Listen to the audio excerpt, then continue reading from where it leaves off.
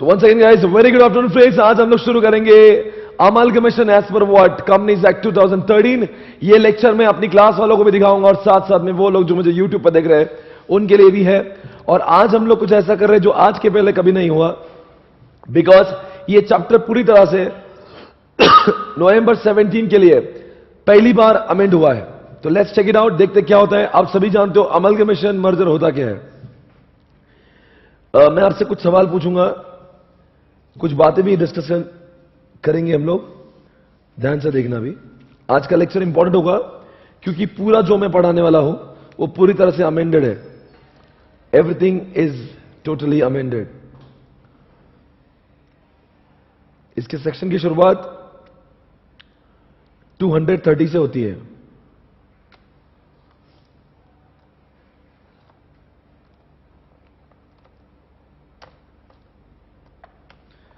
ध्यान से देखिए, ये बीते लम्हे हैं.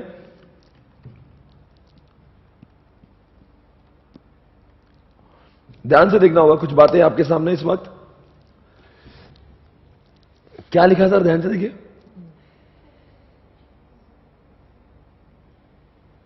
हमें आज ये फैसला करना होगा सेक्शन 330 कब लगेगा और सेक्शन 332 कब लगेगा.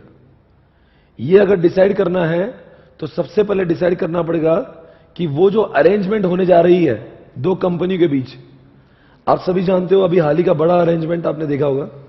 मैं आपको इंटरनेट पे ले जाऊंगा, वहां पे मैं आपको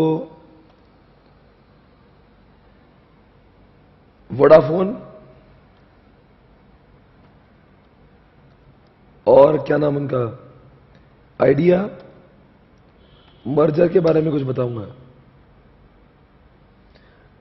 ध्यान से देखिए, 2017 मार्च 21 में जब जियो आया, इनका मर्जर हुआ.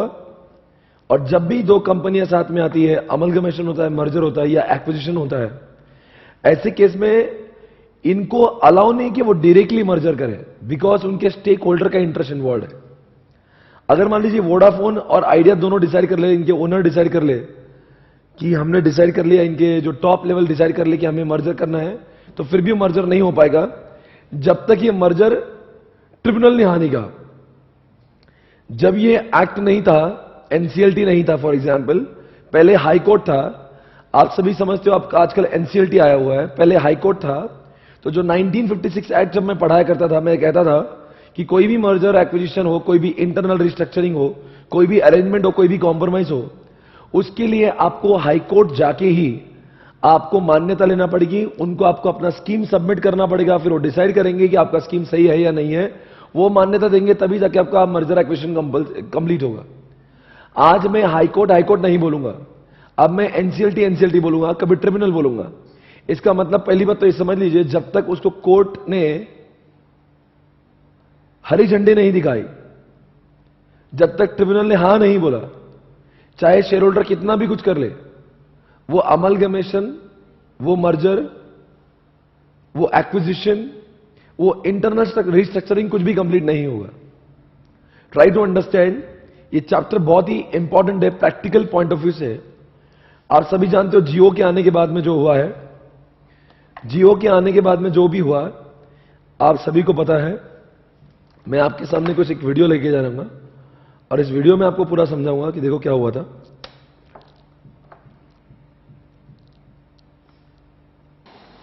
पिछले 4-5 सालों में टेलीकॉम सेक्टर में कई नई कंपनियों की एंट्री हुई है, लेकिन ये कंपनियां एयरटेल, वोडाफोन और आइडिया जैसी कंपनियों से मुकाबला नहीं कर पाई.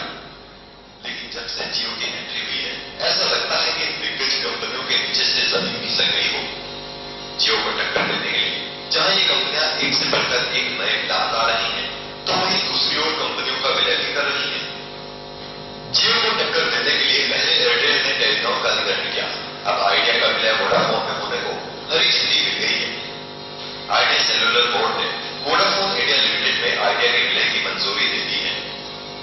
आपको बता दें कि ये टेलीकॉम मार्केट की सबसे बड़ी डील होगी और विलय के बाद बनने वाली नई कंपनी भारतीय टेलीकॉम सेक्टर की सबसे बड़ी कंपनी बन जाएगी. विलय के बाद नई कंपनी के पास 38 करोड़ ग्राहक होंगे. इस विलय के बाद वोडाफोन की हिस्सेदारी 45% जबकि आइडिया की हिस्सेदारी 26% होगी।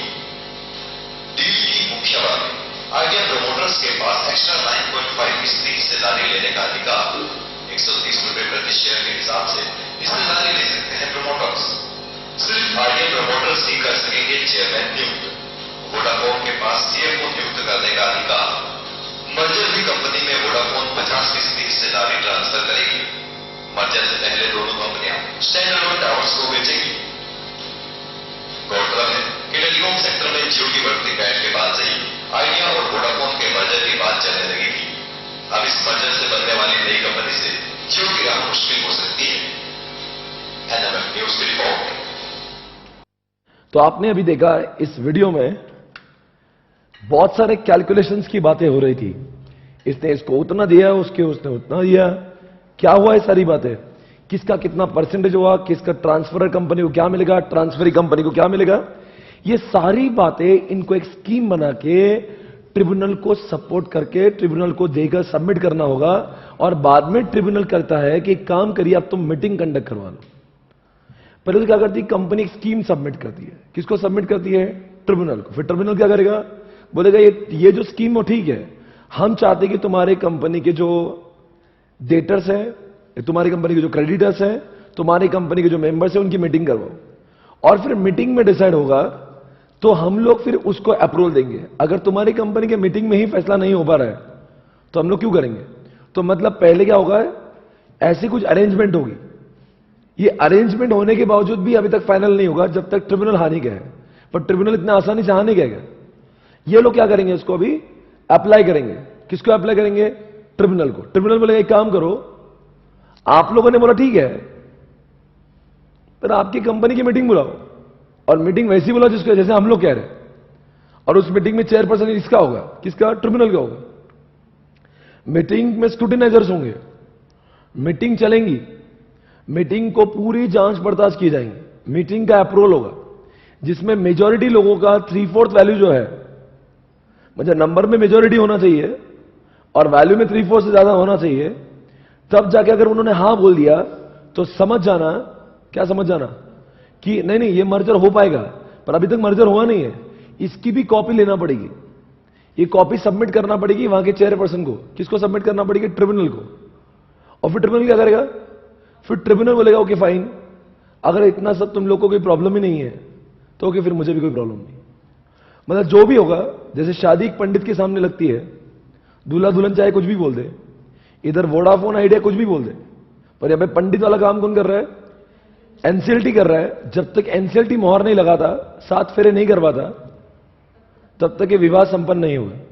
मतलब विवाह चाहे लड़का लड़की चाहे कितनी भी मोहब्बतें कर ले, और मोहब्बत को क्या बोलते हैं, मोहर तभी लगेगी जब पंडित उसको हाँ बोलेगा। अगर आप दोनों बोलेंगे अपनी शादी हो गई तो शादी नहीं होगी। शादी तब होगी जब पंडित ने बोला कि ठीक है अब विवाह संपन्न हुआ है। यहां पे पंडित जी का रोल है एनसीएलटी का, और एनसीएलटी ये सब काम करेगा। ये पहले एक्ट 2013 के पहले जब 1956 था तो अमलगमेशन चैप्टर हम लोग कंपनीज एक्ट 2013 आने के बावजूद भी 1956 का ही पढ़ रहे थे। वजह थी कि एनसीएलटी को अभी अभी हाल ही में नोटिफाई किया गया। तो जब पहले एनसीएलटी था ही नहीं, और जब अमलगमेशन मर्जर चैप्टर में बार बार बात एनसीएलटी की हो रही है 2013 एक्ट में, तो नोटिफाई करते कैसे जब एनसीएलटी है नहीं। इसीलिए 2013 में भले ही कंपनीज एक्ट आया, पर ये जो एक्ट है, कौन सा अमल एक्ट, मतलब ये जो अमलगमेशन नाम का चैप्टर है, ये नोटिफाई अभी हुआ है। इसके पहले अटेम्प्ट तक वो अमलगमेशन चैप्टर ही था, और वो 1956 वाला था। मैं खुद पढ़ा रहा था और तब मैं बातें करता था court, high court, high court, high court. अब मेरे जबान से हाई कोर्ट वर्ड नहीं निकलेगा, अब जबान से एक वर्ड निकलेगा, क्या? ट्रिब्यूनल, ट्रिब्यूनल, ट्रिब्यूनल निकलेगा। और यहां तक कि उनकी बातें भी पूरी तरह से चेंज हो चुकी है। जो उनका काम करने का ढंग था वो भी पूरी तरह से चेंज हो चुका है। आइए देखते हैं। देखो, आए दिन कुछ ना कुछ मर्जर एक्विजिशन होते ही रहते हैं। यहां पे मैं आपको एनसीएलटी की वेबसाइट पे लेके जाऊंगा, ध्यान से देखिए। जब मैं एनसीएलटी की वेबसाइट पे लेके जाऊंगा तो आपको मैं बता दूंगा, ये जानते हो आप इस इंसान को जानते हो? आजकल हम लोग बहुत बार मिलते हैं इनको, महेश मित्तल कुमार। अभी तक फोटो चेंज नहीं की उन्होंने, फोटो में हंसती ही नहीं है। ये है प्रिंसिपल बेंच, और मैं देखता हूं यहां पे कुछ ऑर्डर्स मुझे देखना है।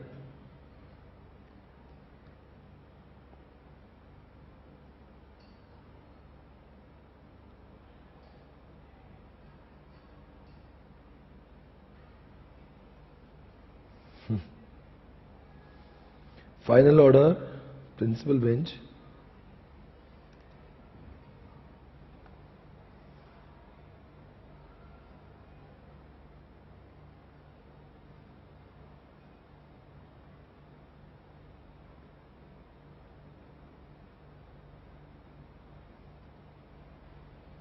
इस तरह की ऑर्डर आती हैं। आपको यहां पे 4 नंबर पे कोई ऑर्डर दिख रही होगी जिसका सेक्शन नंबर 230 232 है, जो आज मैं आपको पढ़ाने जाऊंगा। 230 232 ये ऑर्डर निकालेगा। इसका मतलब क्या है? ये कंपनी है, मैं चाहे तो इस कंपनी का केस स्टडी आपको दिखाता हूं ताकि आपको यह समझेगा।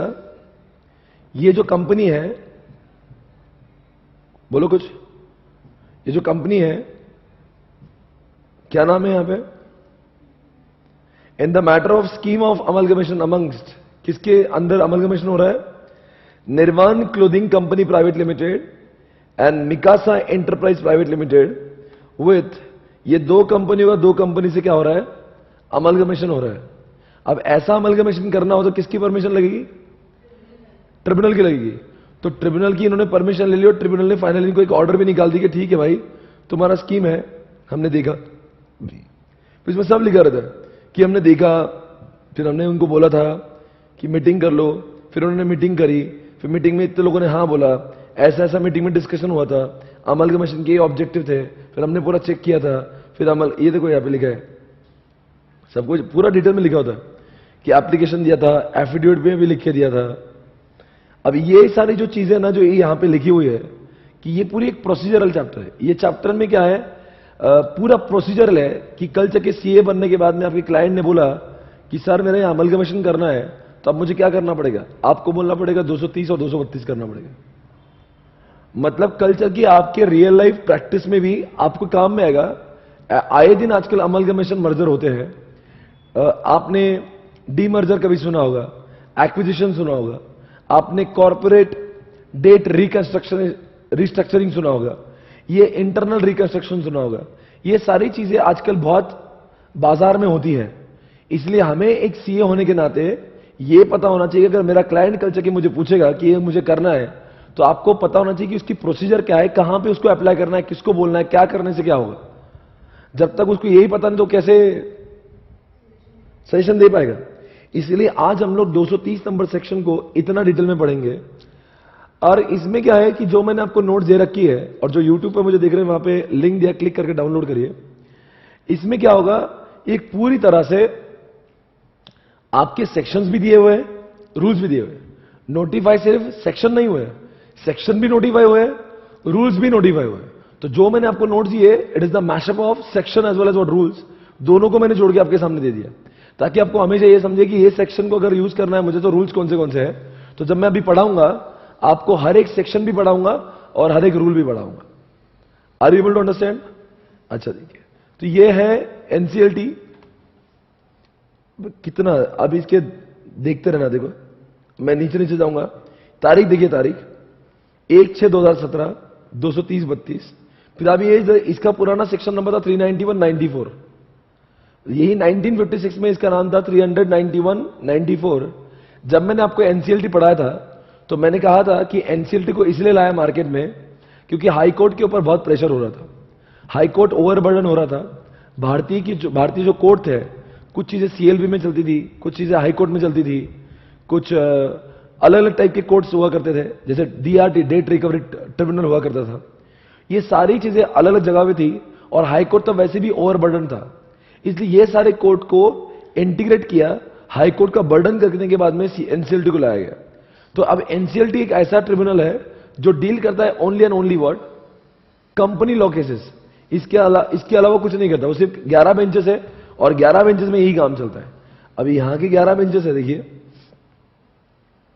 अब मैं फाइनल ऑर्डर्स करता हूं। ये सारे 11 बेंचेस हैं, इनके ऑर्डर्स हैं। ये सारे बेंचेस हैं, इन जगहों पर ही आपको अमलगमेशन और मर्जर के लिए अप्लाई करना पड़ेगा। अब अगर मैं देखता हूं यहां पे, तो ये 391 94 क्यों है? फिर आप बोलेंगे सर अब तो सेक्शन 230 और 200, मेरे पास पिछले क्लास की देखो ये पीपीटी है, 391 94 लिखा हुआ है। ये 90 पिछले क्लास में मैंने ये पीपीटी यूज की थी, तब फिर 391 94 हुआ करता था। फिर वो सेक्शन अभी मैं क्यों बता रहा हूं। अब फिर आप बोलेंगे अब तो हाई कोर्ट नहीं, अब तो एनसीएलटी आ गया। फिर एनसीएलटी में सेक्शन क्यों है? अरे भाई कोई केसेस जो पेंडिंग पड़ी हुई थी सीएलबी के पास में और हाई कोर्ट के पास में, तो एनसीएलटी में वो शिफ्ट हो गई। मान लो किसी का मैटर ऑलरेडी हाई कोर्ट में चल रहा था अमलगमेशन के बारे में, जिसको अप्रूवल नहीं मिला था, तो सारी की सारी केसेस एनसीएलटी के बाद में किसको ट्रांसफर हो जाएगी? एनसीएलटी को। फिर एनसीएलटी जब जजमेंट देगा तो एनसीएलटी ये नहीं बोलेगा ना मैंने जजमेंट 230 में दिया, एनसीएलटी ये बोलेगा मैंने जजमेंट दिया 391 94 में। सिर्फ कोर्ट चेंज हुआ ना, पर पहले वाली केस को तो 1956 से एप्लीकेबल होगा।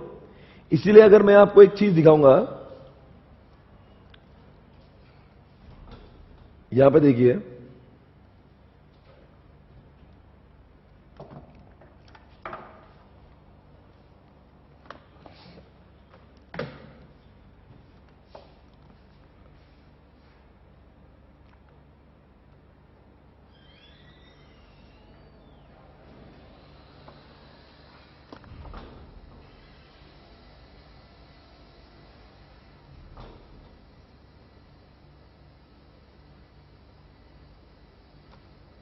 इसको ध्यान से पढ़िए क्या लिखा है।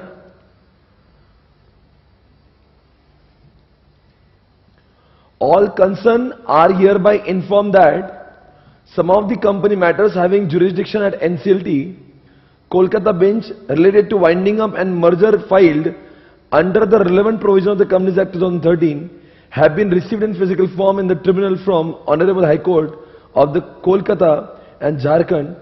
All concerned are requested to file 2 complete sets in hard copy of the petition, application, other information in terms of notification this before date of hearing before the NCLT Kolkata bench. समझा क्या बोला है? जो कहां पे थी चीजें कोलकाता हाई कोर्ट में थी, वहां की सारी केसेस अब कहां पे ट्रांसफर हो चुकी है? एनसीएलटी। कहां पे? कौन सा एनसीएलटी? कोलकाता एनसीएलटी, वहां के। तो अब समझ में आने की बात है, जो पहले भी मर्जर एक्विजिशन हो रहा था तब भी आपको कोर्ट की परमिशन लग रही थी, पर तब की बार वो हाई कोर्ट हुआ करता था। अब की बार भी आपको पंडित वाला काम जो है वो हाई कोर्ट नहीं कर रहा है, वो एनसीएलटी कर रहा है। ये चीज आप पहले दिमाग में क्लियर कर लीजिए। सवाल उठता है वोडाफोन और आइडिया दोनों आपस में क्या कर रहे हैं, कोर्ट को क्या मतलब है मुझे बताओ। आपसे मैं सवाल पूछना चाहूंगा, क्या फर्क पड़ता है कौन सी कंपनी किससे मर्ज करी है? It is making any difference to the anybody? Right, making lot of difference to the stakeholder. अरे अगर ये मर्जर एक्विजिशन अगर फेलियर में आ गया है तो इसके जितने स्टेक होल्डर तो लग जाएंगे, सप्लायर को पैसे मिलेंगे नहीं, एम्प्लॉय को सैलरी मिलेंगे नहीं, और रही बात शेयर होल्डर तो नंगे हो जाएंगे, बिकॉज इन्होंने पैसा इन्वेस्ट किया हुआ है। इनकी कंपनी के गलत डिसीजन, इनके सीईओ के दोनों के गलत डिसीजन की वजह से अगर ऐसा हुआ कंपनी का ये डिसीजन गलत हो गया, ना वोडाफोन चला ना आइडिया चला, तो इनके जितने भी इनकी तो लग गई। आज मान लीजिए मैं आइडिया को एक बार चेक करता हूं, क्या आपको लगता है आइडिया इंडिया के शेयर्स जो है, मैं सिर्फ लिखता हूं आइडिया विकी लिखता हूं, जरा आइडिया कंपनी के बारे में जानकारी देंगे। आप सभी जानते हो आइडिया कंपनी किसकी है? आइडिया का ओनर कौन है? बोलो जल्दी से। कुमार मंगलम बिरला। ध्यान से देखिए कहां पे लिस्टेड है वो। एनएससी बीएससी भी लिस्टेड है कि नहीं? अरे क्या लिखा है? Public limited company. NSC BSC भी लिस्टेड है। Founded in 1995, Mumbai India, Kumar Mangalam Birla, ये सब लिखा है। रेवेन्यू 354 बिलियन है उसका, नेट इनकम इतना है, मेंबर्स इतने हैं 193 मिलियन मेंबर से मतलब क्या? और क्या हो जाएगा इनका? ये तो भूखे नंगे हो जाएंगे। अब आपकी एक डील, आपकी ग्रैंड मस्ती, आपने वोडाफोन से मर्जर कर लिया, आपका ये मर्जर का मान लीजिए जिस टर्म्स एंड कंडीशन पे अभी आपने देखा था वो एड में, ये इसका 50% हिस्सा होगा, इसको ये करना पड़ेगा, सीएफओ चुनने का अधिकार इसको होगा, जो भी होगा। ये एक स्कीम है। ये स्कीम को मान्यता दोनों कंपनी के टॉप मैनेजर देने से काम नहीं चलेगा। ये स्कीम को जांचने का और पड़तालने का, जो जांच पड़ताल जो होगी इसकी, ये काम करने का अधिकार 2013 एक्ट ने सेक्शन नंबर 390 392 में ये अधिकार दिया है एनसीएलटी को, जहां पे एनसीएलटी पूरी स्कीम को चेक करेगा, और एनसीएलटी का स्कीम से सहमत होता है तो फिर बोलेंगे एक काम करो, तुम मीटिंग बुलाओ, तुम भी आपस में, तब तक मैं चेक करता हूं, तब तक मैं सारे लोगों से पूछता हूं, तब तक मैं सेबी से भी पूछ लेता हूं कि ये होने देना है कि नहीं, तब तक मैं इनकम टैक्स डिपार्टमेंट से भी पूछ लेता हूं, तब तक मैं सेंट्रल गवर्नमेंट से भी पूछ लेता हूं। मतलब एनसीएलटी क्या करता है, जब हरी झंडी दिखाने से पहले जितने भी कंसर्न पार्टीज है उन सबसे पूछ लेता है करना चाहिए कि नहीं करना चाहिए, करना चाहिए कि नहीं करना चाहिए, और जब वो हां बोलता है तभी जाके ये मर्जर एक्विजिशन होता है। मतलब एनसीएलटी अगर किसी चीज को हाँ बोल रहा है, मतलब बहुत सोच समझ के हाँ बोला होगा, तब जाके ही ये होता है। वरना न जाने कहीं हजारों लोग यहां पे बोलते कि हमको अमलगमेशन करना है, हमको एक्विजिशन करना है, ये हर चीज पॉसिबल नहीं होगी। Able to understand? अब मैं इसकी बात करता हूं, ध्यान से सुनना, बहुत कुछ आगे जाएंगे। आज का लेक्चर ये हम लोग देखो, एक्चुअली ये जो लेक्चर ना बड़ा वो था। कल तक मैं ये सोच रहा था कि इस लेक्चर को अगर मैं ऐसे पढ़ाऊंगा जैसे किताब में लिखा है, तो अभी बच्चे जो थोड़े बहुत जग रहे वो भी सो जाएंगे। Try to understand. ये चैप्टर जो थेरोटिकल है कि आपको अमलगमेशन करना है तो क्या करना है, फिर मैंने सोचा I want to make this lecture lively, सब लोगों को थोड़ा सा इंटरेस्ट क्रिएट होना चाहिए। तो मैंने सोचा एक काम करते हैं, लोगों को रियल लाइफ दिखाते कि ऐसा एक्चुअल में होता भी है, मतलब होता है कि सिर्फ किताबों में लिखा है, ये एक्चुअल में होता है, ये ऐसे ही नहीं लिखा गया। आप जरा ध्यान से देखिए, मैं आपको ले जाना चाहूंगा, नाम तो सुना होगा, विजय माल्या, और डेट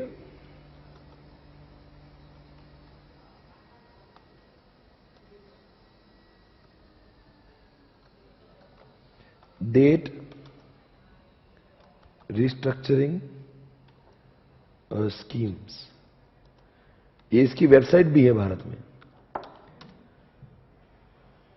फिर आप मुझे अचानक से सवाल पूछने लगोगे, सर ये आपको जो पढ़ाने का है अमलगमेशन मर्जर, ये कहां से आ गया अचानक से?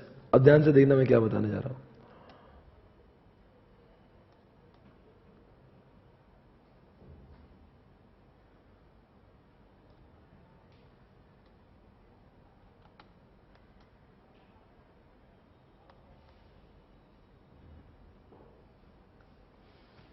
क्या लिखा है जरा देखिए,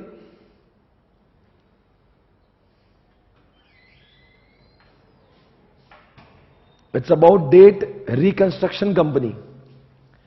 अब डेट रिकंस्ट्रक्शन मैकेनिज्म क्या होता है? ये एक ऑर्गेनाइजेशन है, एक इंस्टीट्यूट है। जब भी कोई इंसान अपने पैसे बैंक्स को और लेंडर को दे नहीं पाता, तो बैंक को यही समझता नहीं इस आदमी से वसूल कैसे करे। वो आदमी बोलता है नहीं नहीं मैं इतना नहीं दे सकता, वो आदमी बोले, बैंक बोले कि हमारा तो इतना पैसा और इतना इंटरेस्ट भी है। अब होता यह कि ऐसे चक्कर में एनपीए बढ़ जाते हैं, नॉन परफॉर्मिंग असेट्स, और सारी बैंक जो है ना बर्बादी के कगार पे आ जाती है। अब बैंक ने दिए इनको हजारों करोड़ के लोन दिए विजय माल्या को। अब विजय माल्या पागल हो गया, वो बोल रहा मेरे पास है ही नहीं, मेरे पास पैसे ही नहीं है। ऐसे समय पे विजय माल्या कुछ बोल रहा है, देखो विजय माल्या को बहुत पैसे देना है, किसके? बैंक्स के, और बैंक को लेना है। अब विजय माल्या बोलता मैं इतना नहीं मेरे पास, में एक काम करो सेटलमेंट करो। अभी सेटलमेंट होगी, विजय माल्या बोलता मैं इंटरेस्ट नहीं दूंगा, इतना ही दूंगा, ये बोलते हमको इतना ही चाहिए। अब दोनों के बीच में ये कॉर्पोरेट डेट रिस्ट्रक्चरिंग मैकेनिज्म आएगा, और इसके तहत तो दोनों का झगड़ों को सॉल्व किया जाएगा। फिर आप बोलेंगे इस चैप्टर में अभी क्यों बता रहे हो, तो हमको भी मालूम है। ये इस चैप्टर में बताने का ये मतलब है कि अगर ऐसी चीजें भी अगर हो रही होगी, ये भी आपको सेक्शन नंबर 330 में ट्रिब्यूनल को स्कीम देना पड़ेगी। हेड ट्रिब्यूनल, इनके बीच का झगड़ा हमने ऐसे सॉल्व किया है। समझ में आ रहा है? स्कीम कौन बनाएगा? ये बनाएंगे, इनके दोनों का झगड़ा है, ये स्कीम ऐसी बन रही है, इसको बोलते हैं इंटरनल रिकंस्ट्रक्शन। देखो दुनिया में अरेंजमेंट दो टाइप के होते हैं। एक अरेंजमेंट होता है जहां पे प्रॉपर्टी ट्रांसफर होती है, और एक अरेंजमेंट होती है जिसमें प्रॉपर्टी ट्रांसफर नहीं होती। ये इसलिए मैं आपको ये पीपीटी दिखा रहा था। तो जब मैं पीपीटी दिखाने लगा मुझे बहुत कुछ समझा कि आपको ये भी बताने होगा। अब जरा ध्यान से देखिए क्या लिखा है, ऊपर पढ़ी हेडिंग क्या है, corporate action and corporate restructuring लिखा है।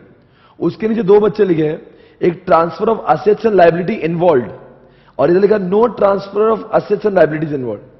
मतलब अरेंजमेंट दो तरीके से होते हैं। मान लीजिए वोडाफोन ने और आइडिया ने अपने आप को बचाने के लिए एक मर्जर किया, जिसमें वोडाफोन की भी एसेट ट्रांसफर हुए और आइडिया के नए कंपनी को नया नाम मिलेगा। मान लीजिए आज फ्लिपकार्ट ने जबोंग को एक्वायर किया, तो जबोंग की पूरी प्रॉपर्टी एक्वायर हो गई। समझ में आ रहा है? टाटा ने कोरस को एक्वायर किया, पूरी कोरस की प्रॉपर्टी एक्वायर हो गई। पर जो दूसरा पॉइंट है ना, वहां पे प्रॉपर्टी एक्वायर नहीं हो रही। विजय माल्या ने बोला मैं तुम्हें कोई प्रॉपर्टी नहीं दे रहा हूं, ना बैंक ने विजय माल्या की प्रॉपर्टी एक्वायर की है। विजय माल्या क्या बोलेगा, हम ऐसा अरेंजमेंट करेंगे जिसमें मेरी प्रॉपर्टी तुम्हें ट्रांसफर नहीं होंगी। तुम कुछ बीच में का सेटलमेंट निकालो कि मैं तुम्हें इतने पैसे दूंगा और इतने इतने तारीख को इतने इंस्टॉलमेंट में दूंगा। तुम एक काम करो, मेरा इंटरेस्ट रेट कम कर दो। तुम एक काम करो, मुझे इंस्टॉलमेंट बढ़ा दो। तुम एक काम करो, तुम्हारे 50,000 करोड़ है, मान लो 5,000 करोड़ है, तो उसको मैं हर महीने को 100 करोड़ दे दूंगा। ये क्या हुआ, कॉर्पोरेट डेट रिकंस्ट्रक्शन हुआ है। It is also an arrangement, पर ऐसे अरेंजमेंट में भी आपको एनसीएलटी की परमिशन लगेगी। तो आपको लेफ्ट और राइट में फर्क समझ में आ रहा है क्या है? अगर आप राइट साइड में देखोगे तो वहां पे इंटरनल रिकंस्ट्रक्शन की बात हो रही। कभी आपने अकाउंट चैप्टर में किया कि नहीं? इंटरनल रिकंस्ट्रक्शन ढूंढ लो, कभी सीएफएल का अकाउंट्स पढ़े कि नहीं पढ़े? अरे आईपीसी में भी था ये। आप उसमें अमलगमेशन मर्जर नहीं हो रहा है, प्रॉपर्टी ट्रांसफर नहीं हो रही। हम मान लीजिए आपने मुझे पैसा दिया, मैं आपको पैसा नहीं दे पा रहा हूं, तो आपने मुझे क्या कर दिया, बोले सर एक काम करो, मुझे आपको पैसा देना है, 100 करोड़ देना है और 20 करोड़ का बैज है। मैं बोलूंगा नहीं है मेरे पास, तो आपने बोला एक काम करो सर, जान दो आपके लिए क्या 10 करोड़ रुपए कम कर लो। ये इंटरनल रिकंस्ट्रक्शन हो गया, ये कोई प्रॉपर्टी मर्जर एक्विजिशन नहीं है। इसके लिए भी एनसीएलटी की परमिशन लगेगी, समझ के लो। अगर मान लीजिए मेरे पास में आपका पैसा है, तो आप बोलेंगे सर एक काम करो, पैसा नहीं क्या, उसके बदले में एक काम करो, डिबेंचर दे दो, चलो जान दो, डेट को इक्विटी में कन्वर्ट कर दो। यह है इंटरनल रिकंस्ट्रक्शन, पर इसके लिए स्कीम बनाई जाएगी। अब मुझे बताओ, ये स्कीम एनसीएलटी क्यों इतना इंटरेस्ट लेके चेक कर रहा है? बिकॉज ये स्कीम में गड़बड़ अगर है, और मान लीजिए गलती से मुझसे ज्यादा पैसे जा रहे होंगे आपको, और मेरी कंपनी इस स्कीम के से बर्बाद हो गई, तो मेरे सारे शेयर होल्डर रास्ते में जाएंगे। इसलिए मैं कुछ भी इंटरनल रिकंस्ट्रक्शन भी करूं जिसमें प्रॉपर्टी का ट्रांसफर इन्वॉल्व नहीं है, फिर भी मुझे एनसीएलटी से अप्रूवल लेना है सेक्शन नंबर 230 में। अब पहले मैं क्या पढ़ा रहा था यहां पे, ये अगर अब मैं इस चैप्टर के हिसाब से पढ़ाऊंगा, अगर इस चैप्टर में अगर प्रॉपर्टी ट्रांसफर नहीं, सिर्फ शेयर होल्डर को सैक्रिफाइस करना पड़ रहा है, रिडक्शन ऑफ शेयर कैपिटल कर दिया, 10 रुपए से 8 रुपए कर दिया, या फिर क्रेडिटर को कुछ सैक्रिफाइस करना पड़ा, ऐसे केस में प्रॉपर्टी ट्रांसफर हो रही क्या? अरे हो रही कि नहीं हो रही? हो रही कि नहीं हो रही? अरे यार, इसको सेक्शन नंबर 390, सॉरी, इसको लगेगा सेक्शन नंबर 230। क्या लगेगा? 230 नए कंपनी एक्ट 2013 के हिसाब से। एक्ट कौन सा है? 2013, समझ गए? और अगर वहां पे प्रॉपर्टी ट्रांसफर इन्वॉल्व है, तो वहां पे लगेगा इस केस में एब्जॉर्प्शन में, अमलगमेशन में और डीमर्जर में। देखते आपको समझ आएगा। एब्जॉर्प्शन के मतलब क्या? एक्स कंपनी ने वाई को एक्वायर किया, टाटा ने कोरस को एक्वायर किया, समझ गए? ये पूरा प्रॉपर्टी ट्रांसफर है। इसके लिए कौन सा सेक्शन लगेगा? 232। क्लियर? नंबर 2, अमलगमेशन हुआ दो कंपनी का, वोडाफोन आइडिया, दोनों साथ। अभी नया कंपनी का नाम देखना पड़ेगा मुझे, क्या रखा है उन्होंने, कुछ नया नाम आएगा उनमें, अभी जो भी आएगा, ओडा आइडिया कुछ आएगा, जो भी आएगा। एक्स कंपनी वाई कंपनी साथ में आएगी। आपको पता नहीं, आइडिया ने अपने एसेट्स दे दिए, वोडाफोन ने अपने एसेट्स दे दिए, और अभी की नई बनी वो नई कंपनी है, तो ये बन गई ट्रांसफरी कंपनी, ये बन गई ट्रांसफरर कंपनी। इसमें भी आपको 232 एप्लीकेबल हो जाएगा।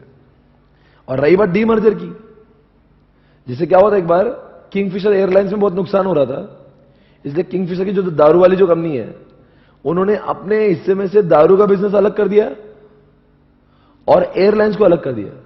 बिकॉज अगर वो एयरलाइंस को साथ में रखते हैं तो उसका नेगेटिविटी की वजह से जो दारू के शेयर्स के रेट कम हो रहे थे, तो बोला let's make it what 2 different entity, ये दारू वाली एंटिटी, ये एयरलाइन की एंटिटी। तो एयरलाइन अपना खुद का दर्द खुद भुगतेगी। It should not have any bad impact on what दारू का बिजनेस। Do you understand? समझ में आ रहा है? तो इस तरह की, मतलब ये कंपनी के एसेट्स अब 2 में बंटवारा हो गया। तो अगर ऐसा कुछ है तो आपको सेक्शन नंबर 232 एप्लीकेबल हो जाएगा। समझ में आ रहा है मैं क्या बोल रहा हूं? और अगर वो सिर्फ और सिर्फ क्या है, कॉर्पोरेट डेट रिस्ट्रक्चरिंग है, या शेयर होल्डर का कुछ पैसा कम किया हुआ है, ऐसे केसेस में आपको सेक्शन नंबर 230 एप्लीकेबल हो जाएगा। Do you understand? अब चाहे 230 हो चाहे 232 हो, किसकी परमिशन लेना जरूरी है? ट्रिब्यूनल की, अनडाउटेडली। कोई टेंशन ही नहीं। अब जरा ध्यान से देखना क्या लिखा, पढ़ो सो क्या लिखा।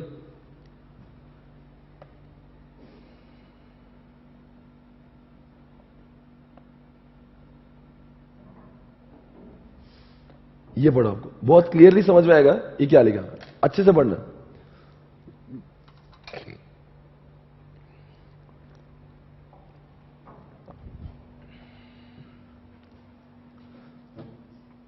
There are occasions when the corporate finds themselves in the financial difficulty because of the factors beyond their control. जैसे एग्जांपल विजय माल्या अपने आप को बहुत बेबस महसूस करता है इन दिनों, and also due to certain internal reason for the revival of such corporate as well as for the safety of the money lent by the bank. एक तो उस किंगफिशर की भलाई के लिए भी और बैंक ने जिन्होंने पैसा दिया उनकी भलाई के लिए भी timely support through the restructuring of genuine cases is called for. समझा क्या? तो ये मैकेनिज्म क्या करता है, बोलता है कि तुम झगड़ा मत करो, तुम मेरे पास में आओ, मैं तुम्हारा किस्सा सुलझाता हूं।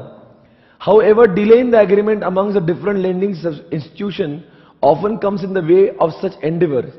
Based on the experience in the countries like UK, Thailand, Korea, Malaysia, of putting in place an institutional mechanism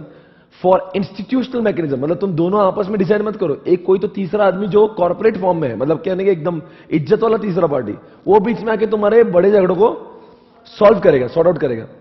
और क्या लिखा है देखो ना, इन इंडिया क्या लिखा है, of putting place an institutional mechanism for restructuring of corporate debt and need for similar mechanism in India.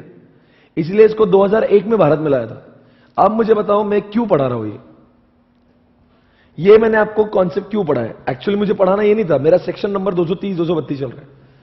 फिर आप क्या बोलेंगे, ये चैप्टर का नाम पढ़ो, compromise arrangement and what, amalgamation. तो आप मुझे बताओ, आपको पता नहीं अरेंजमेंट है, किस बात की अरेंजमेंट होगी? यहाँ पे प्रॉपर्टी ट्रांसफर होगी क्या नहीं होगी? क्या किया जाएगा? सिर्फ बैंक को कितने करोड़ रुपए लेना, देखो एक बार चेक करो, विजय माल्या के ऊपर लोन कितना है, कितना लोन है विजय माल्या के ऊपर? विजय माल्या लोन, एक काम कर रही हो ना,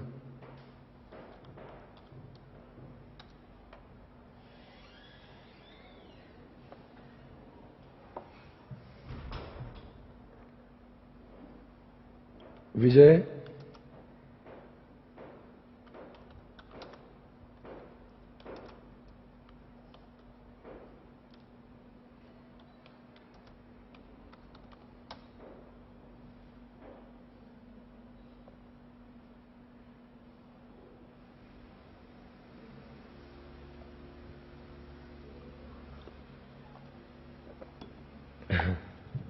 पूरी खबर सबसे तेज से आज तक पर।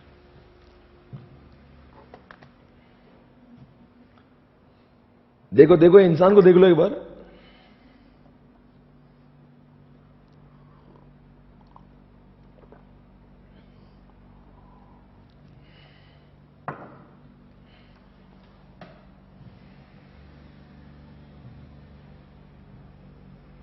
आपकी कितने देख लो एक बार, आपके होंगे 100-200 करोड़।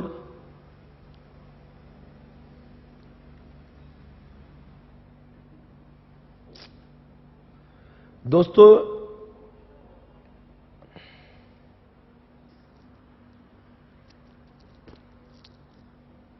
ध्यान से देखिए इस इंसान को, क्या बोल रहा है,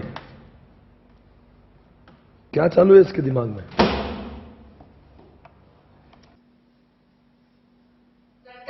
विजय माल्या को फरार होने में मदद करने का आरोप लगा है, लेकिन आज खुद विजय माल्या ने सफाई दी। हालांकि वो खुद सामने नहीं आया, उन्होंने सिर्फ ट्वीट किया और कहा कि वो दोबारा नहीं है। आप माल्या की सफाई भी दिखाएंगे और दिखाते हैं 9,000 करोड़ के कर्जदार जगत।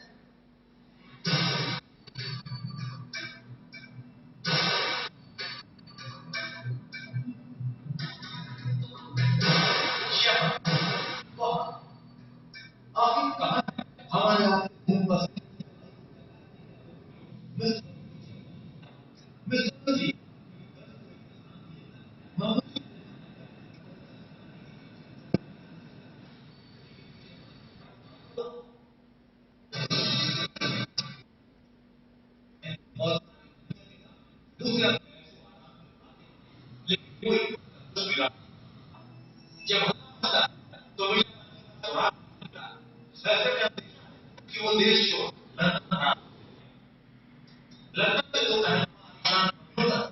पहुंचा, लेकिन उनका कोई सुराग इस बीच खुद विजय माल्या ने ये सवाल विजय माल्या ने ट्वीट कर कहा कि वो घोड़ा नहीं है। विजय अच्छा,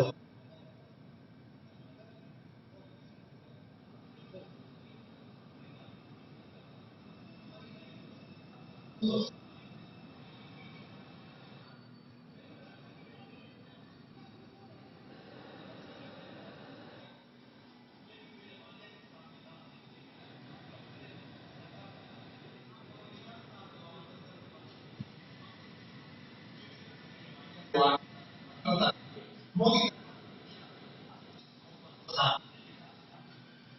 माल्या देश का आर्थिक आतंकवादी जिसे केंद्र सरकार ने देश के बाहर भागने दिया। इस देश के कानून की उंगली कर धर्मात्मा विजय माल्या देश से भाग गए। देश के बैंकों का 9,000 करोड़ रुपए कर्ज दबाकर सरकारी तिजोरी को चूना लगाकर एक उद्योग। आप मुझे बताओ, तो इस वीडियो में आपने देखा अभी ये जितना भी था, आप मुझे बताओ ऐसे समय पे what is the role of NCLT now? कुछ नहीं है, कॉर्पोरेट डेट रिस्ट्रक्चरिंग होगा, उसकी स्कीम बनाई जाएगी कि इसको कैसे कैसे पैसों का इसको देना है, उसकी स्कीम बनाई किसको दिया जाएगा? एनसीएलटी दिया जाएगा। एनसीएलटी बोलेगा ठीक है, अब हम मुझे समझ गया, मीटिंग बुलाओ, फिर मीटिंग में भी इन सब चीजों का अप्रूवल होगा और फिर बाद में इसको फाइनल किया जाएगा। मतलब ये जब पैसा जब निपटा जाएगा, ये सिर्फ विजय माल्या बोल देगा बैंक को कि चलो 9,000 में से मैं 3,000 करोड़ दूंगा, ऐसा नहीं चलेगा। इसके बीच में आपको इसका नाम होता है इंटरनल रिकंस्ट्रक्शन। और जब ये इंटरनल रिकंस्ट्रक्शन होगा, ये कॉर्पोरेट, क्या नाम दिया आपने उसको, डेट रिस्ट्रक्चरिंग मैकेनिज्म जब होगा, ये स्कीम किसको दी जाएगी? एनसीएलटी को दी जाएगी। और स्कीम कौन बनाएगा? ये बॉडी बनाएगी। और वो सेक्शन कौन सा होगा? 230। क्योंकि यहां पे यहां पे प्रॉपर्टी ट्रांसफर नहीं हो रही। बैंक वालों ने विजय माल्या के किंगफिशर को एक्विजिशन नहीं किया, सिर्फ अपने ही खुद के पैसे घटा कर ले लिए। समझ में आया? 9,000 करोड़ के बदले 4,000 करोड़ ले लिया। Are you understanding? इसी के साथ में हमारा ये basic concept of chapter number क्या है, कौन सा है, 7 खत्म हो रहा है। I hope you are able to understand कि मुझे क्या एग्जैक्टली बोलना है। अब मैं इसके शुरुआत कर लेता हूं, पढ़ाएंगे हम इसको, पर इसके पहले मैं आपको पढ़ाऊं, आपको यह बात क्लियरली समझना होगी जो मैं कहना चाहता हूं। एक बार फिर से बोलेंगे, अगर वो ट्रांसफर वाली केस है, एक्विजिशन है, डीमर्जर है, अमलगमेशन है, जहां पे प्रॉपर्टी ट्रांसफर हो रही है, तो सेक्शन नंबर 232 लगेगा। और अगर ऐसा कुछ नहीं है, वो नॉर्मल अरेंजमेंट है, जैसा कि अभी आपने विजय माल्या के केस में देखा, it is just what internal reconstruction लिखा ना, sacrifice by the shareholder और sacrifice by the creditor. Creditor bank creditor, तो मतलब आएगा 230। तो आप ड्रॉ कर लीजिए इसको, ड्रॉ करिए इसको। ये जो भी लिखा है स्क्रीन पे आपको ड्रॉ करना जरूरी है।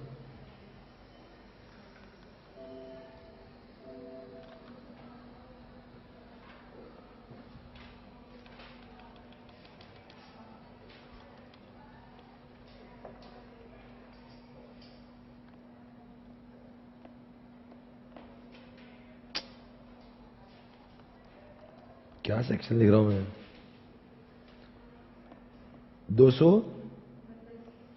और ये रहेगा 200।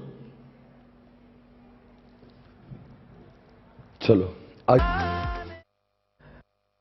Let's start the main section of this chapter. आप सभी के पास में नोट्स है और मैं आपको ले जा रहा हूं सेक्शन नंबर 230 पे। आप जरा इस सेक्शन का मायाजाल देखेंगे तो आपको समझ जाएगा क्या क्या होने वाला है। Just look here on the PPT, इतना कुछ है। और आपको बता दूं, आपके बुक के ये इतने सारे pages, 1 2 3 4, oh my God, oh my God, oh my God, what is this? ये पूरा के पूरा मिला के यहां तक ये जो भी है 19 पीपीडीज के ऊपर डिस्कशन होगा। मतलब आपके किताब के 10 से 11 पेजेस सिर्फ उस सेक्शन हम लोग बात करेंगे 330 के बारे में।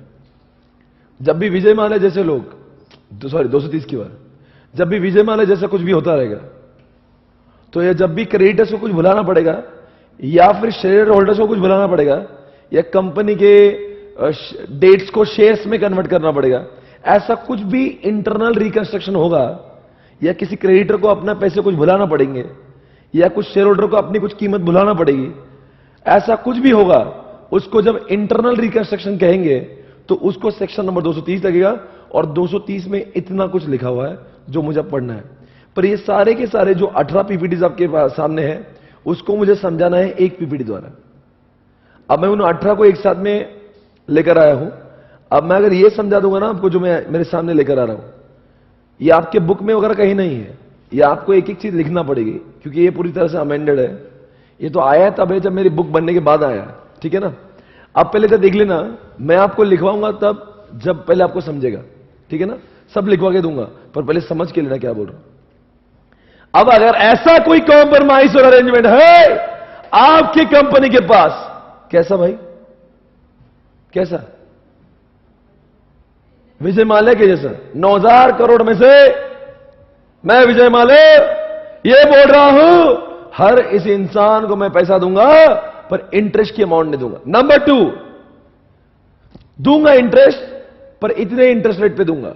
नंबर 3 बात, पैसे दूंगा पर 10 साल में थोड़े थोड़े करके दूंगा।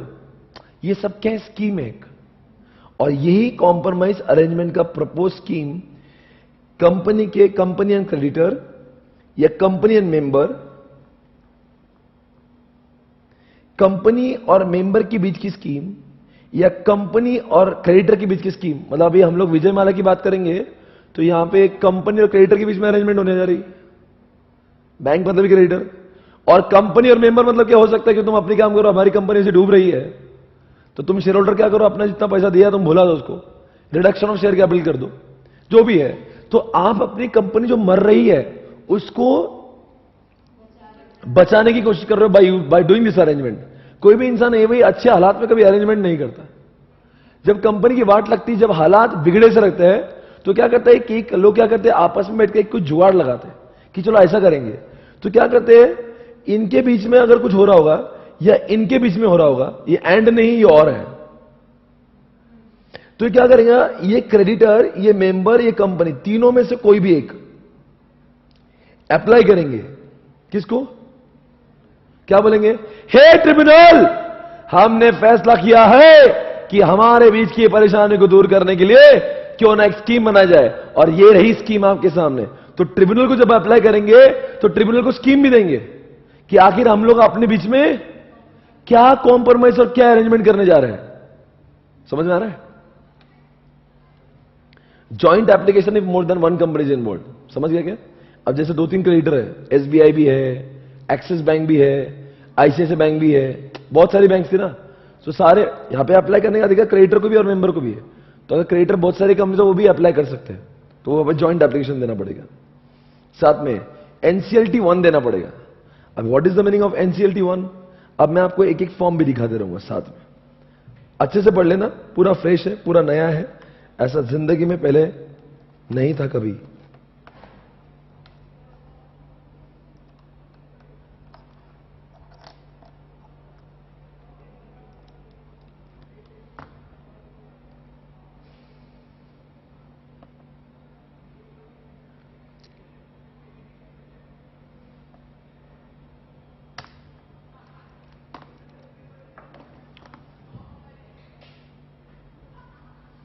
एनसीएलटी 1 में आपको लिखे देना है, ध्यान से देखिए, एनसीएलटी 1 है, क्या लिखा है एक बार देखिए।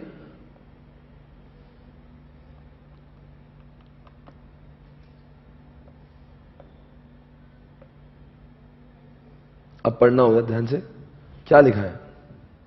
यह है एनसीएलटी 1।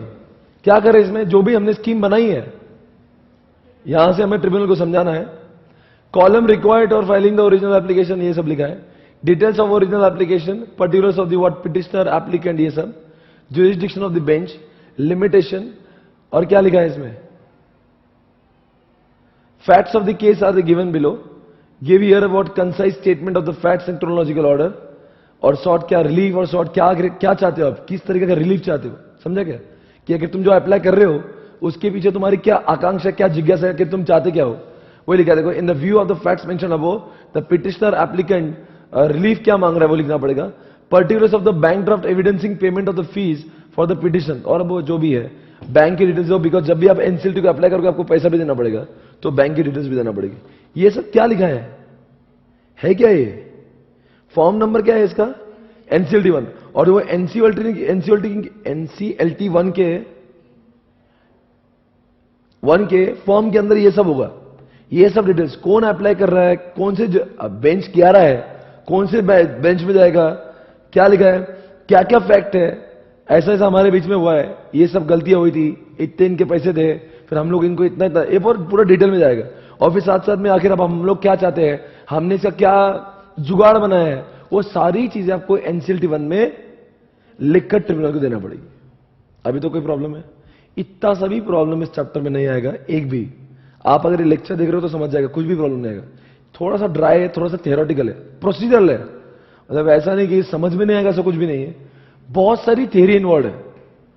एकदम आपको अगर ये समझ गया ना कि ये क्या चल रहा है, अगर मैं चाहता तो डायरेक्टली इस पीपीटी से शुरुआत करता, मैं आधा पौन घंटा पर वो ज्ञान दे रहा था जो कि इस चैप्टर का बैकग्राउंड क्रिएट कर रहा था कि आखिर कहां का माहौल है, ये माहौल कहां का है, वोडाफोन आइडिया का माहौल है, ये माहौल क्या का है, विजय माल्या का माहौल है, तब जाके आपको ये सब समझेगा।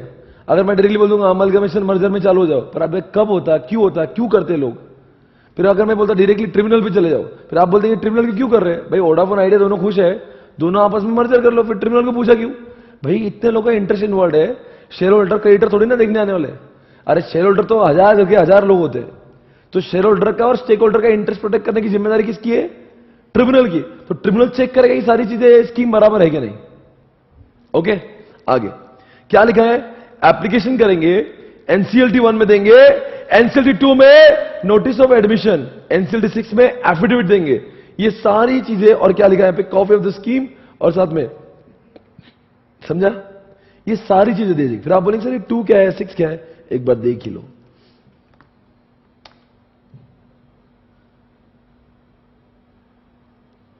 क्या लिखा है यहां पे,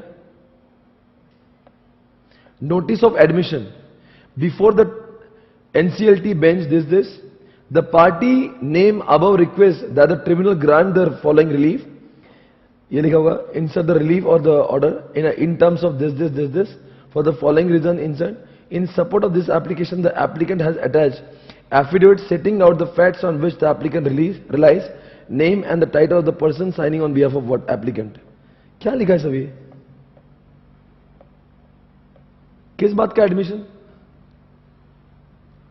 अरे लिखा क्या है देखो ना, notice of admission, date, from, और किसको जा रहा है, टू द, किसको जा रहा है, टू द रजिस्ट्रार, और क्या लिखा है, एनसीएलटी दिस बेंच, और क्या लिखा आगे, the party named above request that the tribunal grant the following relief this relief मिल गया क्या, मिलने वाला है, मतलब मिलने वाला है ना, अभी तक तो कुछ हुआ ही नहीं है, अभी हुआ क्या, क्या कर रहे हैं फिर ये लोग, इन support of this application the applicant, ये एफिडेविट क्यों कर रहा है,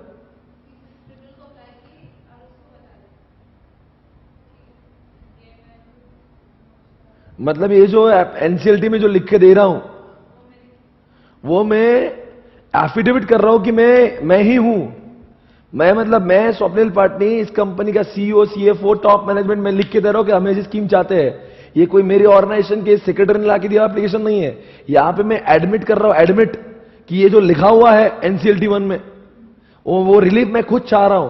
कल से क्या ऐसा नहीं होना चाहिए, एनसीएलटी बोलेगा तुमने तो ये रिलीफ चाहा था, अरे तुम रिलीफ जो चाह रहे हो लिखो यहां पे कि सचमुच तुम वो रिलीफ चाहते हो या सिर्फ वो एनसीएलटी 1 में लिखने के लिए लिख दिए।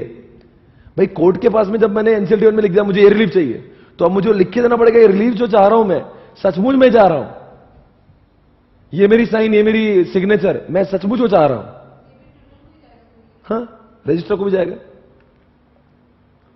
देखो यहां लिखा, ठीक है। साइन कौन करेगा, एप्लीकेंट मतलब कौन, जो वो हो सकता है बैंक अप्लाई कर रही होगी, हो सकता है मेंबर अप्लाई कर रहे होंगे, कंपनी अप्लाई कर रही होगी, जो भी।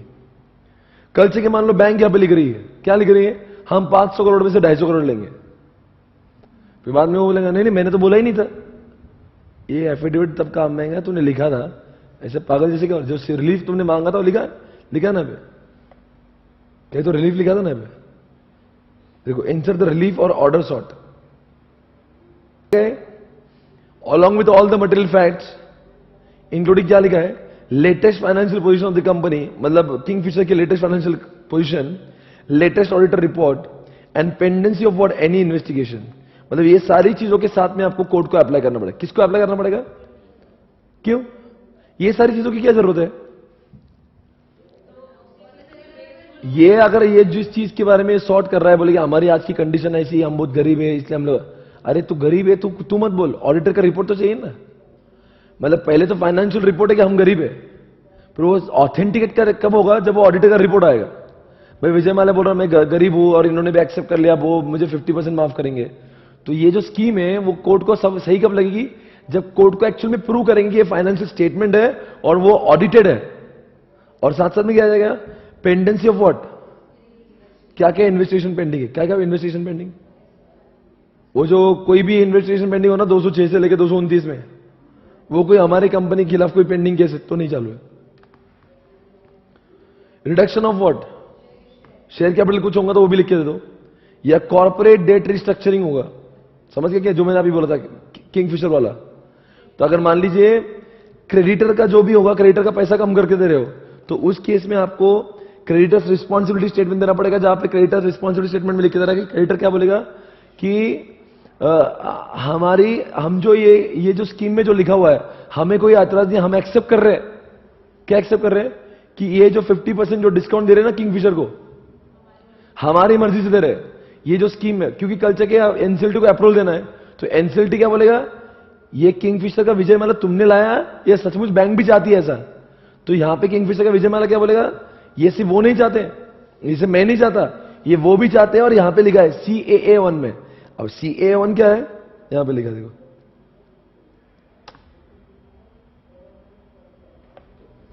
क्या लिखा देखो CAA1 में, वी द क्रेडिटर, हम क्रेडिटर है, हम सारी banks, do hereby declare that we have read and understood the propose corporate debt. समझा क्या, हमने सब पढ़ा हुआ है और इसमें जो लिखी हुई सारी बातें हैं सब सच्ची है और हमें उससे कोई भी ऐतराज नहीं है। उसके बाद में safeguard for the protection of other secured and what, मतलब इसमें ये भी लिख के देंगे कि जो बाकी लोग हैं सारे अनसिक्योर क्रेडिटर, जो सिक्योर, अब स्ट्रक्चर रिस्ट्रक्चरिंग होगी तो you can not talk only about secure creditor और unsecured, you have to talk about both. तो आपको ये सब के बारे में भी वहां पे इंफॉर्मेशन देना पड़ेगी। Report by the auditor on the liquidity, किस बारे में, कि ये सब जब हो जाएगा तो कहीं ऐसा नहीं होना चाहिए कि इतना पैसा क्रेडिटर को दे देगा कंपनी के पास में कुछ बचा ही नहीं समझा। अगर मान लो 9,000 करोड़ में से 4,500 करोड़ दे दिए, तो ऐसा भी नहीं होना चाहिए कि किंगफिशर के पास में कुछ धंधा चलाने के लिए बचा ही नहीं, तो वो भी ऑडिटर से रिपोर्ट लेंगे। आरबीआई की गाइडलाइंस हमने फॉलो की, वो भी लिख लेंगे। मतलब देखो कॉर्पोरेट डेट रिस्ट्रक्चरिंग में आरबीआई ने कुछ गाइडलाइंस इशू की है, तो हम लोग क्या बोलेंगे, आरबीआई ने जो गाइडलाइंस दी है और वैसे ही हमने डेट रिस्ट्रक्चरिंग किया हुआ है, हमने अपनी मर्जी से कुछ नहीं किया। और वैल्यूएशन रिपोर्ट देंगे, किसका वैल्यूएशन रिपोर्ट,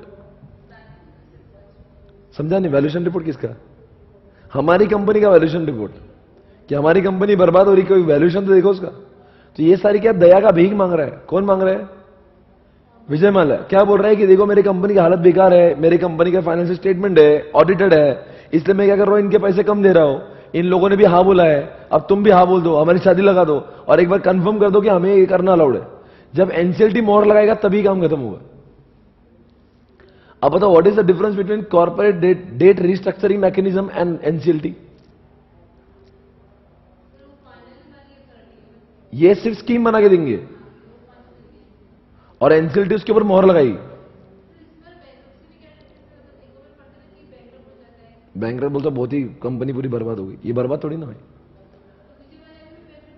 कहा, किसने बोला, बैंकरप्ट होता है जब उसकी एसेट्स उसके लायबिलिटी उसके एसेट्स ज्यादा होती। अभी है ना, कंपनी चालू है। अब बताओ ट्रिब्यूनल को इतना सब कुछ दिया आपने, ये जो आप पढ़ रहे थे ना, ये सब कुछ ट्रिब्यूनल को दिया। ये जो पूरा इमेज जो लिखा है ना, ये किसने किसको दिया, all the documents are submitted to a tribunal. अब ट्रिब्यूनल क्या करेगा, इसको बोलेगा एक काम करो मीटिंग बुलाओ, और जैसे मीटिंग बुलाएंगे तो मीटिंग में फिर देखते हैं अगर कि तुम्हारे कितने लोग हाँ बोलेंगे। आपको जो मैं अभी पढ़ा रहा हूं ना, या आपके बुक के 10 पेज खत्म हो रहे हैं। तुम ध्यान से देखिए, वो 10 पेज को पूरा मैंने मैशअप करके बनाया हुआ है, ठीक है ना। तो बहुत बड़ी मेहनत से काम बना हुआ है। अभी देखो ट्रिब्यूनल में क्या होगा, ट्रिब्यूनल ऑर्डर देगा मीटिंग की, समझा। और क्लास ऑफ मीटिंग में कौन सी क्लास ऑफ मीटिंग, नहीं समझा। क्लास ऑफ मीटिंग मतलब समझा क्या, किन लोगों की मीटिंग है, मतलब कि तुमको डेटर किसको बुलाना है, क्रेडिटर को बुलाना है। फिर क्रेडिटर में भी कौन से, अब देखो विजय माल्या के क्रेडिटर और भी तो होंगे जो बैंक को छोड़ के है, तो बुलाना किसको है। अब हो सकता है बाकी क्रेडिटर को पूरे पूरे पैसे विजय माल्या दे रहा है, विजय माल्या बोलते 10-10 करोड़ 2-2 करोड़ को मैं सब दे दूंगा, तो मीटिंग में उनको क्यों बुलाएंगे, बिकॉज उनको तो वैसे भी पूरे पैसे मिलने वाले। पैसे किसको नहीं मिलने वाले, बैंक्स को, तो उनको बुलाना पड़ेगा। तो इसीलिए आपको पहले तो ट्रिब्यूनल आपको डिसाइड करके देंगे कि आपको मीटिंग किस किस की बुलाना है। अभी हमने किसको अप्लाई किया, फिर ट्रिब्यूनल क्या इस बैटर में आ रहा है ना कि तुम मीटिंग कब कंडक्ट करो, तुम्हारी मीटिंग में कितना कोरम होना चाहिए, कौन चेयरपर्सन होगा, कौन स्क्रूटिनाइजर होगा, सब लिख के देंगे उसको। कौन लिख के दे रहा है अभी है, हाँ, कब कौन सी तारीख को कंप्लीट करो, कैसी नोटिस तुमने भेजना चाहिए, नोटिस की एडवर्टीजमेंट कहां करना चाहिए, किस किस को नोटिस देना चाहिए, कैसी देना चाहिए। और जब ये तुम्हारी मीटिंग खत्म हो जाएंगी तो चेयरपर्सन ने कितने दिन में हमको वापस से रिपोर्ट करना चाहिए। अब ये किसने मार्गदर्शन दिया है, ये सारा गाइडेंस ट्रिब्यूनल ने दिया ताकि ये मीटिंग कंडक्ट हो। अभी तो सिर्फ अप्लाई किया और मीटिंग कंडक्ट करने का आदेश आया, अभी तो मीटिंग भी नहीं हुई, कुछ भी नहीं हुआ, नहीं समझ रहे। अरे अभी तो अप्रैल को बहुत टाइम है, अभी तो क्या, अभी हमने सिर्फ बोला कि हमको करना है, तो बोले ठीक है तुमको करना है ना, कोई बात नहीं, काम करो, तुम तुम्हारे लोगों का मीटिंग बुलाओ। फिर अब क्या होगा, ये मीटिंग बुलाने के लिए जो नोटिस भेजेंगे, वो नोटिस में क्या देंगे, notice in what CAA2 shall be sent.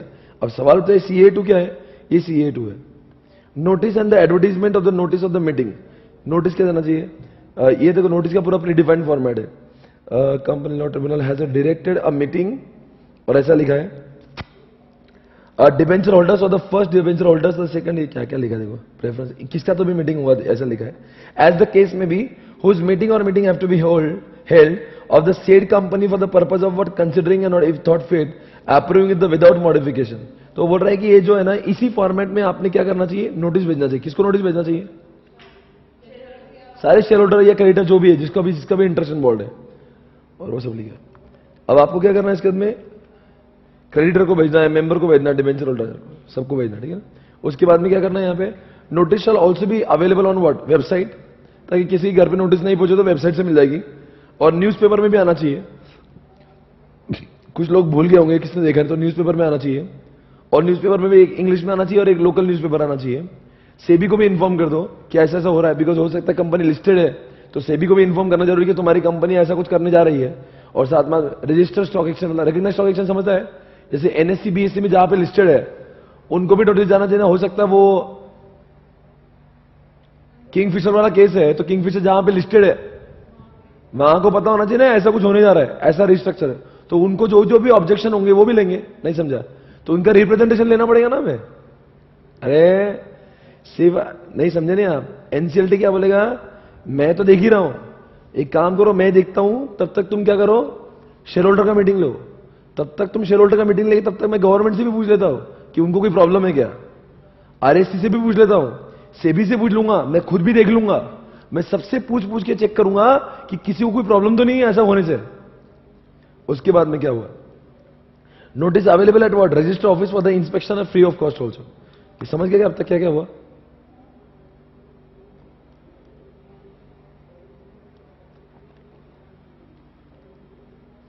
Along with notice आपको ये सब देना है।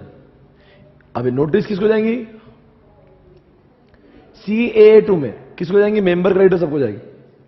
क्या जाना चाहिए, मेंबर क्या बोलेगा, पहले बताओ स्कीम क्या है, स्कीम बताओ भाई तुम कर क्या रहे, और ये स्कीम होने से कंपनी के ऊपर क्या इंपैक्ट होगा, तो बोले effect on directors, KMP creditors, debenture holder, आखिर क्या इंपैक्ट होगा, क्या स्कीम है, और वैल्यूएशन रिपोर्ट क्या है, किस बात का वैल्यूएशन रिपोर्ट। आप बोल रहे ना कंपनी बर्बाद हो रही, तो हमें ये भी जानना है कि भाई कंपनी आज किस कदार पर है। आगे वोट, अब क्या होगा, ये नोटिस जाएगी, नोटिस चलेगी। अब नोटिस जिस दिन गई उसकी विद इन 1 मंथ काम हो जाना चाहिए, मतलब जो मीटिंग है वो 1 महीने में अंदर खत्म कर लो। समझ में आ रहा है क्या, तो नोटिस मतलब 1 जून को निकली तो 30 जून तक मैटर खत्म कर दो। या फिर नोटिस में ये बोलते हैं प्रॉक्सी भी चलेंगे, अगर मान लो आप फिजिकली नहीं आ सकते तो आपका प्रॉक्सी भी आ सकता है, ये तो होता ही है।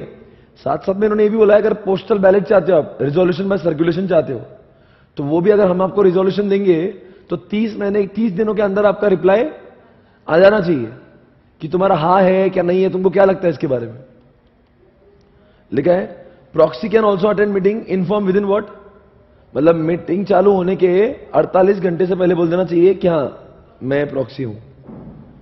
फिर ऑब्जेक्शन, अच्छा नोटिस गई तो नोटिस अगर गई तो कुछ लोगों का दिमाग खराब होगा, ऐसे कैसे कर रहे हैं, ऐसा अलाउड नहीं है। तो ऑब्जेक्शन में एक आदमी बोल रहा है मेरा ऑब्जेक्शन है, तेरे अकेले के बोलने से कुछ नहीं होगा। ये बोल रहा नहीं नहीं ये ऐसा हो नहीं सकता, हम कैसे माफ कर देंगे, या फिर विजय माल्या के कुछ मेंबर्स बोलेंगे नहीं नहीं ऐसा करो ही मत। तो कितने लोगों ने बोलना चाहिए not less than 10% of the shareholder और नॉट लेस देन व्हाट। अब मान लीजिए 4 बैंक्स ने मिलकर अप्लाई, 2 बैंक्स राजी नहीं समझे, एसबीआई ने बोला, एक्सिस ने बोल दिया चलो यार खत्म करो, ये खत्म करते हैं, 3-4 बैंक ने इनिशिएटिव लेके अप्लाई कर दिया। अभी आपको जब नोटिस तो सारे सबको भेजना पड़ेगी, तो उन बैंक को भी जाएगी नोटिस जो बाकी दूसरी बैंक है। अब इन्होंने क्या स्कीम बनाई 50% ऑफ देंगे, तो बाकी लोग क्या बोलेंगे 50% ऑफ, हम लोग नहीं देंगे 50% ऑफ, तो इनका भी ऑब्जेक्शन। तो ऐसे कितने लोगों ने बोलना चाहिए 5% ऑफ डेट, मतलब 100 करोड़ 9,000 करोड़ डेट है, तो उसका 450 करोड़ के ऊपर जितने भी, मतलब 450 करोड़ इतने उसके ऊपर अगर किसने ऑब्जेक्शन लिया, हाँ तो 450 करोड़ के ऑब्जेक्शन अगर रहेंगे तो बोलो ना क्या, तो ऑब्जेक्शन को ऑब्जेक्शन मानेंगे, वरना बोलेंगे चल छपरी तेरा 1 करोड़ रुपए लेना था, एक 100 करोड़ 200 करोड़ अगर वैल्यू के लोग अगर बोल रहे होंगे तो कुछ नहीं, मान लो एक 300 करोड़ वाला बोल रहा है और एक 200 करोड़, तो दोनों को मिला कितना हुआ 500 करोड़, तो इन लोगों का ऑब्जेक्शन वैलिड माना जाएगा, फिर ये काम हो नहीं सकता, फिर ये काम हो ही नहीं सकता। मीटिंग नहीं होगी, ऑब्जेक्शन नहीं आ गया, फिर आपको अगर मान लो मैनेज करना पड़ेगा कि इतने लोगों को, फिर कुछ लोग क्या बोलेंगे एक काम करते हम ऑब्जेक्शन नहीं लेते, मीटिंग जिस दिन होंगी ना उस दिन फिर हम लोग देखेंगे क्या होता है।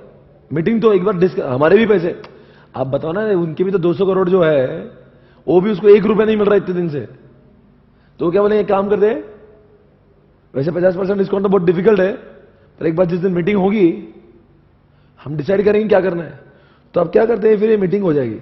अगर मान लो ऐसा हो तो फेल हो जाएगा, फिर तो मीटिंग होनी नहीं और कुछ नहीं, फिर तो काम ही खत्म हो गया।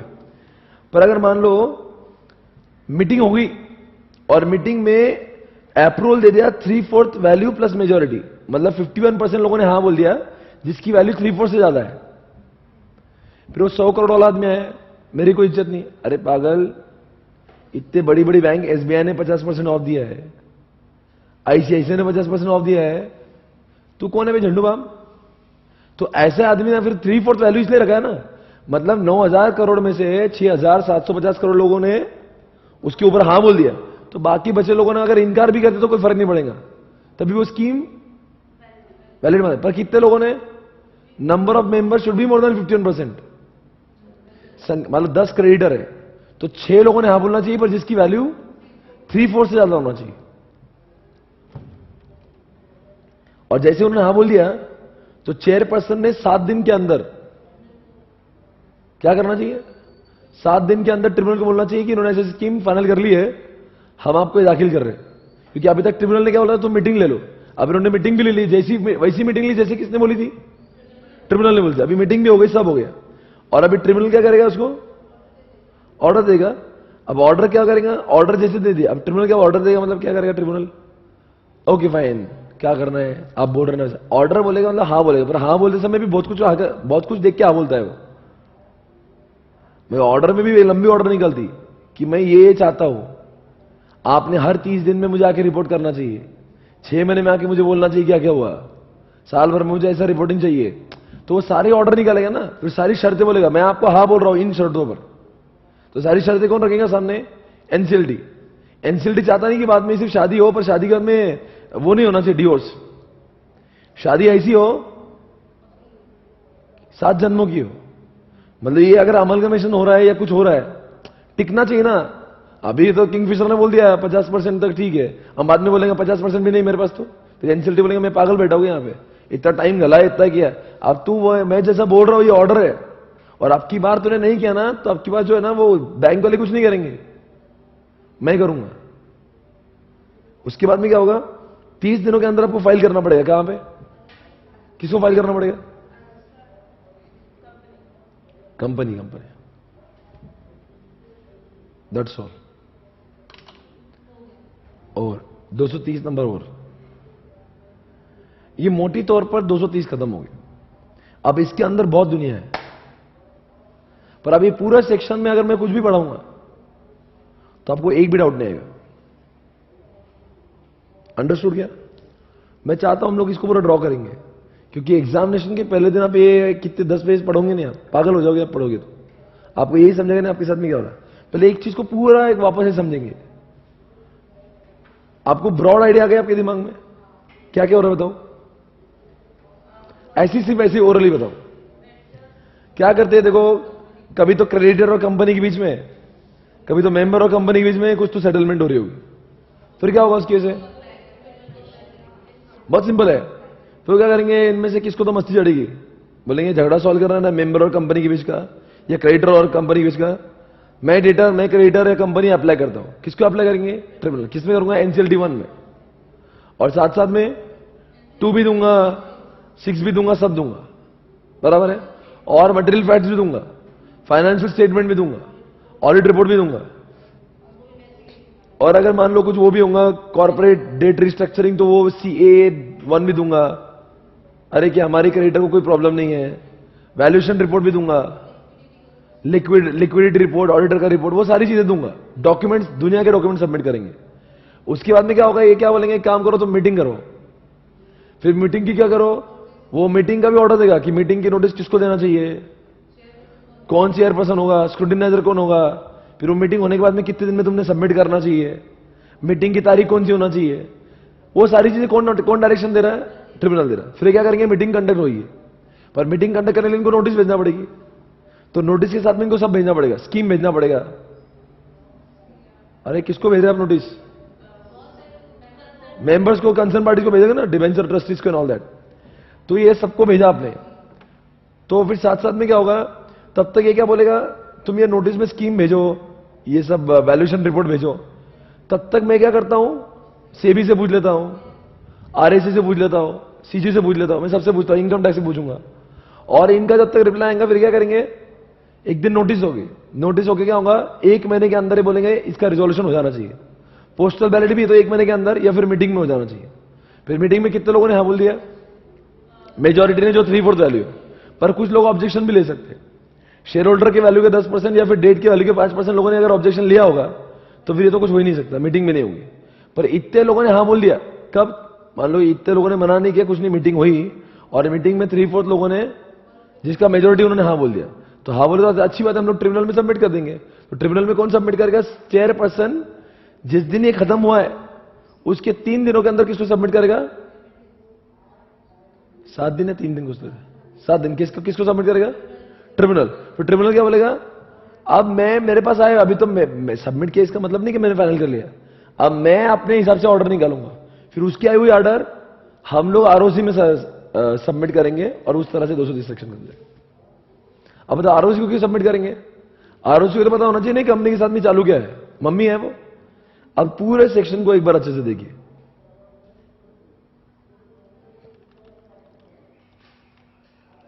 आप मुझे बताओ क्या बोल रहे हैं अभी तक, क्या बोल रहे हैं?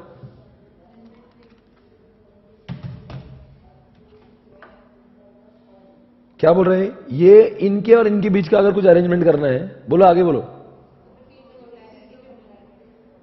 तो फिर क्या होगा?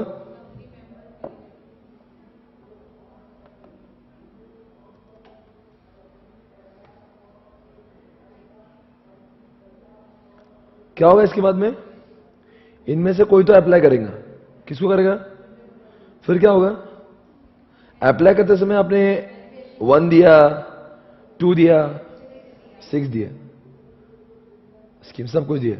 अब ये क्या बोलेगा, मुझे पूरा वो भी दिखाओ, फाइनेंशियल स्टेटमेंट, ऑडिट रिपोर्ट सब दिखाओ। साथ साथ में या फिर कॉर्पोरेट डेट रिस्ट्रक्चरिंग होगा, मतलब अगर आप क्रेडिटर का पैसा कम कर रहे होंगे तो जो आपको कॉर्पोरेट डेट रिस्ट्रक्चरिंग स्कीम जो बनी वो स्कीम दे दो, उनका रिस्पॉन्सिबिलिटी स्टेटमेंट दो, समझा ना। और कोई भी डेटर और क्रेडिटर पे कुछ गलत नहीं होगा वो लिख के दे दो। और इनके पैसे देने के बाद में कंपनी में लिक्विडिटी बचेगी कि नहीं वो दे दो। आरबीआई की गाइडलाइंस भी दे दो। आरबीआई गाइडलाइंस तो मतलब आरबीआई गाइडलाइंस तुमने फॉलो किया ऐसा लिख के दे दो। और फिर वैल्यूएशन रिपोर्ट दे दो। ये सारी चीजें किसको सबमिट की हमने? ट्रिब्यूनल इतना सब जांच पड़ताल करेंगे। फिर ट्रिब्यूनल बोलेंगे जब तक मैं चेक करता हूं ये, तुम एक काम करो, मीटिंग कंडक्ट करवाओ, समझा क्या?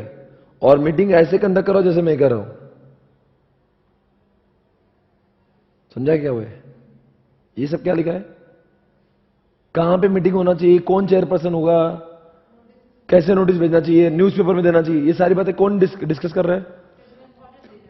ट्रिब्यूनल ऑर्डर दे रहा है। उसके बाद में क्या होगा? अरे बोलो, उसके बाद में क्या होगा? ये क्या है? नोटिस इस फॉर्मेट में देना चाहिए। उसके बाद में क्या होगा? अब नोटिस दे दिया ना, तब तक ये नोटिस देगा, तब तक बोलता है मैं इनसे पूछ के आता हूं, इनसे, इन सबसे पूछ के आता हूं। साथ साथ में क्या लिखा है हमें? किसी को नोटिस चाहिए तो वहां पे रजिस्टर ऑफिस में भी मिल जाएगी। उसके बाद में अलॉन्ग विद नोटिस आपको ये सब देना पड़ेगा, स्कीम, वैल्यूएशन रिपोर्ट, ये सब कुछ, ताकि मेंबर्स को भी समझना चाहिए। फिर 30 दिन के अंदर वो फैसला कर लो। प्रॉक्सी भी आ सकता है, 40 आवर्स के लिए बोलना चाहिए। और फिर बाद में क्या होगा? ऑब्जेक्शन। ऑब्जेक्शन कितने लोग ले सकते हैं? 5% of the debt and 10% of shareholder. इन्होंने लिया तो फिर कुछ नहीं हो सकता। पर मान लो किसी को ऑब्जेक्शन नहीं, या मीटिंग हुई तो इतने लोगों ने हाँ बोलना चाहिए। फिर आप क्या करेंगे? पिटिशन दाखिल कर देंगे। कौन कहां पे दाखिल करेंगे? ट्रिब्यूनल में। और फिर क्या होगा? ट्रिब्यूनल ऑर्डर देगा, उसका ऑर्डर हम लोग सबमिट करेंगे आरओसी में।